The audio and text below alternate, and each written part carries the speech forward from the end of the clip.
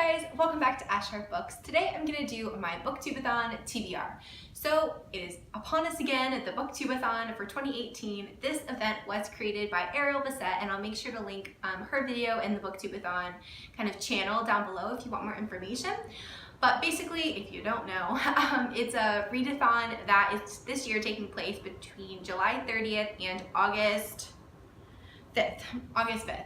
So this year, I'm not gonna lie, I don't know if I'm going to read as much as last year. Last year, I did it right after I created my channel and I was off of work. So I really just didn't have anything to do but read. And I think I did get all 7 books read because that's kind of the goal, is to read all 7 books. This year, I'm not gonna lie, I don't know if that's gonna happen. Probably not, because I am gonna be working. So I don't know, but I still am gonna make a good college try, and I still wanted to make a TBR just to kind of show you some of the books that I hope to get to this week. So the first challenge is actually to flip a coin to decide what your first read is, and I'm gonna do that at the end, and I'll pick 2 books to go between. So the second challenge is to read a book about something you really want to do. I had a little bit of trouble with a few of these challenges actually, but I decided to go with this one, which is The Secret History of the Pink Carnation by Lauren Willig. I've mentioned this one a couple of times about really wanting to get to it, so it's a bit of a stretch, but in this book, they pretty much kind of are like uncovering this mystery from the past and kind of who these people were. And I'm a total history nerd. I love history and I love uncovering and kind of discovering different things from the past. So I would love to be in their position. So I'm gonna pick this one. Also, I just really want to get to this, and it's a great excuse to try and like bump it up the TBR pile. Challenge number 3 is to read a book to movie adaptation.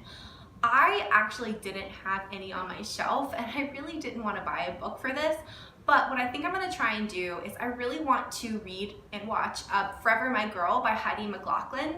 This is like a contemporary romance about a guy who's kind of like a rock star, and he had a high school sweetheart and they broke up, and then he comes back. That's all I really know.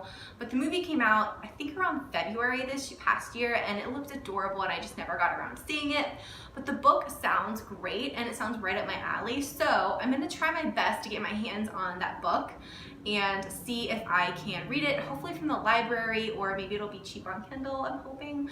And then the movie, I'm pretty sure the movie is available hopefully on Amazon, I'm hoping. So I think that's what I'm gonna try and do. Let me know if you've seen it or if you liked it. But again, it's Forever My Girl by Heidi Mclaughlin.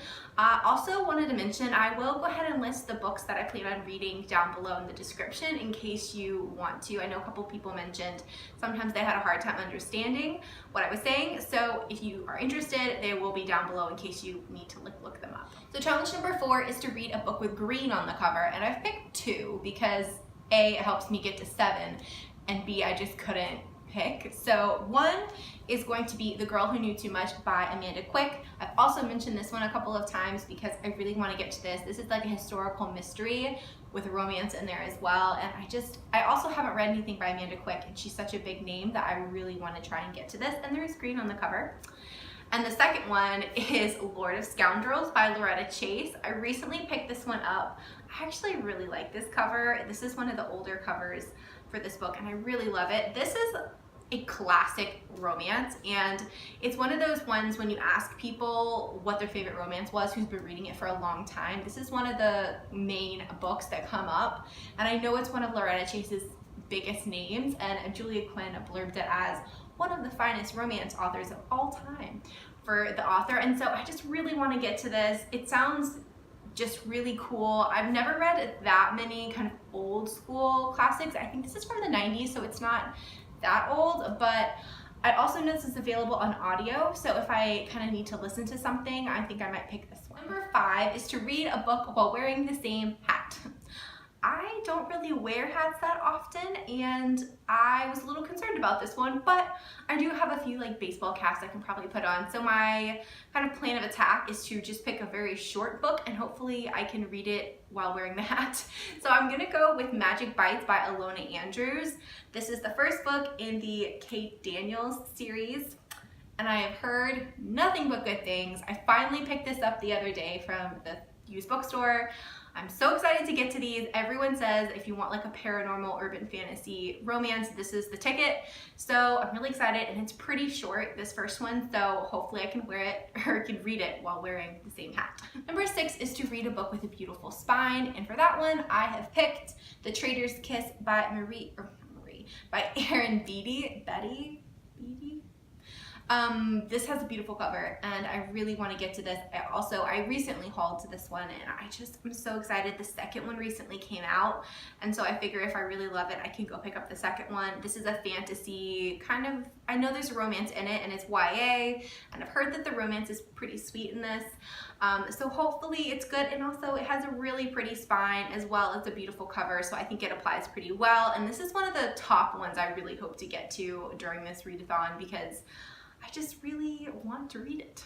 And the 7th challenge is just to read 7 books. So that was 6 that I mentioned thus far, I'm pretty sure. So I was gonna just pick one more. I don't think I'm gonna read 7 books this week, during that week, but just in case I wanted to pick a 7th book, and that is going to be Tropical Blue by Sherryl Woods. And this is a romantic suspense book.